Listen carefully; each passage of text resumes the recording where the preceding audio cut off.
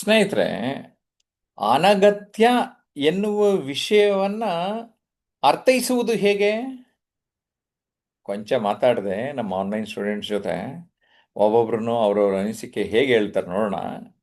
Okay, ಮೊದಲನೇದಾಗಿ ನಾನು ಶೈಲಜಾ ಅವ್ರನ್ನ ಕೇಳ್ತೇನೆ. ಈ ಅನಗತ್ಯ ಸ್ಪಷ್ಟತೆ ಬಂತ?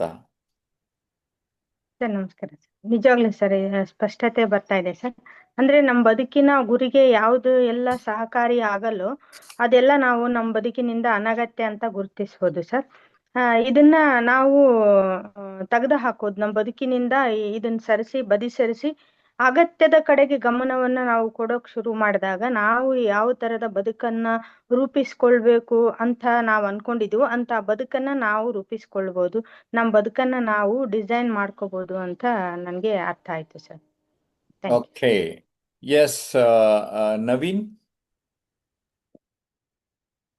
ಹಾ ಸರ್, ನಾವು ವಸ್ತು ಆಗಿರ್ಲಿ ವಿಷಯ ಆಗಿರ್ಲಿ ನಮ್ಗೆ ಏನ್ ಬೇಕೋ ಅದನ್ನ ಇಟ್ಕೊಂಡ್ರೆ ಮಾತ್ರನೇ ನಾವು ಇನ್ನು ಏನಾದ್ರು ಹೊಸದನ್ನ ಕಲಿಯೋದಕ್ಕೆ ತುಂಬಾ ಉಪಯೋಗ ಆಗುತ್ತೆ. ಅದ್ರ ಜೊತೆಗೆ ನಮ್ಮಲ್ಲಿ ಏನೇ ವಿಷಯ ಇದ್ರೂ ಕೂಡ ಇನ್ನೊಬ್ಬರಿಗೆ ಹಂಚ್ಬೇಕು ಅನ್ನೋದು ಒಳ್ಳೆ ವಿಷಯಗಳನ್ನ ಅದು ತುಂಬಾ ಚೆನ್ನಾಗಿತ್ತು ಸರ್.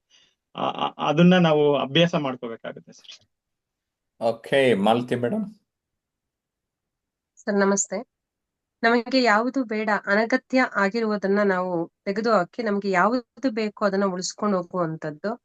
ನಮ್ಮಲ್ಲಿರುವಂತ ಒಂದು ಕ್ರಿಯಾಶೀಲ ಅಥವಾ ಹೆಚ್ಚಿನ ಜ್ಞಾನವನ್ನ ಇತರರಿಗೆ ಹಂಚುವಂತ ಒಂದು ಗುಣವನ್ನ ಬೆಳೆಸಿಕೊಳ್ಳುವಂತದ್ದು.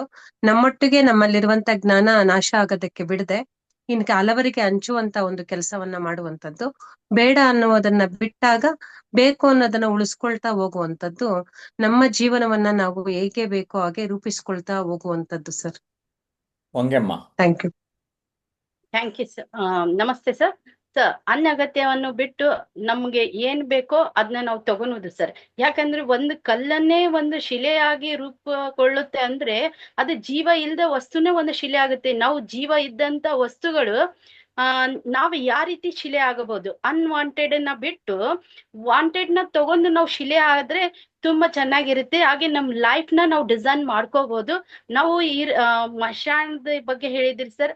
ನಾವು ಏನು ಹೋಗುವಾಗ ಏನು ತಗೊಂಡು ಹೋಗುದಿಲ್ಲ, ಆದ್ರೆ ನಮ್ಮ ಧ್ಯಾನವನ್ನು ಕೂಡ ನಾವು ಇಲ್ಲೇ ಬಿಟ್ಟು ಹೋಗುವುದು ಒಂದು ಒಳ್ಳೇದು. ಯಾಕಂದ್ರೆ ನಮ್ಗೆ ತಿಳಿದಂತ ಒಂದು ಯಾವುದೇ ಒಂದು ಇದ್ರೂ ಕೂಡ 4 ಜನರಿಗೆ ಹಂಚಿದಾಗ ಅದು ಯೂಸ್ ಆಗುತ್ತೆ. ನಾವು ಕಲ್ತು ಮಾಡಿ ಎಲ್ಲಾನು ತಗೊಂಡೋಗಿ ಮಣ್ಣಾಗಿಟ್ರೆ ಎದಕ್ಕೂ ಉಪಯೋಗ ಬರಂಗಿಲ್ಲ ಅಂತ ಹೇಳಿದ್ರಲ್ಲ ಸರ್. ಅವೆಲ್ಲ ನಾವು ಎಲ್ಲ ನಮಗ್ ಬೇಕಾಗಿದಂತನ ನಾವು ತಗೊಳೋಂತದ ಎಲ್ಲ ಪಾಸಿಟಿವ್ ಸರ್. ಅದನ್ನ ತಗೊಂಡಾಗ ನಾವು ಕೂಡ ತುಂಬಾ ಸುಗಮವಾಗಿರ್ಬೋದು ಅಂತ ಹೇಳಕ್ ಇಷ್ಟಪಡ್ತೀನಿ. ಧನ್ಯವಾದ. S, Manjula madam. ಸರ್, ನಮ್ಮಲ್ಲಿ ತುಂಬಾ ಬೇಡವಾಗಿರೋದೇ ತುಂಬಿಕೊಂಡಿರೋದ್ರಿಂದ ಅದನ್ನ ಖಾಲಿ ಮಾಡ್ಬೇಕು ಸರ್. ಖಾಲಿ ಮಾಡಿದಾಗ ನಮ್ಗೆ ಬೇಕಾದದ್ ನಮ್ಮಲ್ಲಿ ತುಂಬಿಕೊಳ್ತಾ ಹೋಗುತ್ತೆ. ಜೊತೆಗೆ ನಾವು ಹೋಗ್ಬೇಕಾದ್ರೆ ಎಲ್ರು ಹೇಳ್ತಾರೆ ಹೋಗ್ಬೇಕಾದ್ರೆ ಏನು ತಗೊಂಡ್ ಹೋಗಲ್ಲ ಅಂತ. ಅದು ನಿಜ ಸರ್. ಆದ್ರೆ ಜ್ಞಾನವನ್ನ ತಗೊಂಡೋದ್ರೆ ಅದು ತುಂಬಾ ದೊಡ್ಡ ತಪ್ಪಾಗುತ್ತೆ. ಈಗ ವಿಶ್ವನಾಥ್ ಸರ್ ನಿಮ್ಮ ಉದಾಹರಣೆ ಕೊಟ್ಟು ಹೇಳಿ ಅದ್ರಲ್ಲಿ ಬರ್ದಿದ್ದಾರೆ ಪುಸ್ತಕದಲ್ಲಿ. ನೀವು ಏನೇನ್ ಕಲ್ತಿದ್ದೀರೋ ಅದನ್ನೆಲ್ಲ ಸಮಾಜಕ್ಕೆ ಕೊಟ್ಟು ಹೋಗ್ತಾ ಇದ್ದೀರಾ. ಈಗ ನಾವು ಆ ರೀತಿನೇ ಹಂಗೆ ನಾವು ಪಡೆದಂತ ಜ್ಞಾನವನ್ನ ಇನ್ನೊಬ್ಬರಿಗೆ ಹಂಚಿ ಅದು ಇನ್ನೂ ಅಭಿವೃದ್ಧಿ ಆಗಿ ಇನ್ನೂ ಕೆಲವರು ಜೀವನ ಬದಲಾವಣೆ ಆಗ್ಲಿಕ್ಕೆ ದಾರಿ ಆಗುವ ರೀತಿ ನಾವು ನಡ್ಕೋಬೇಕು ಅನ್ನೋದನ್ನ ಇದರಿಂದ ಕಲ್ತ್ಕೊಳ್ತೀವಿ ಸರ್. ತುಂಬ ಸಂತೋಷ. ತಾವೆಲ್ಲರೂ ತಮ್ಮ ತಮ್ಮ ಅನಿಸಿಕೆಗಳನ್ನು ಸೊಗಸಾಗಿ ಇಲ್ಲಿ ಮಂಡಿಸಿದ್ರಿ.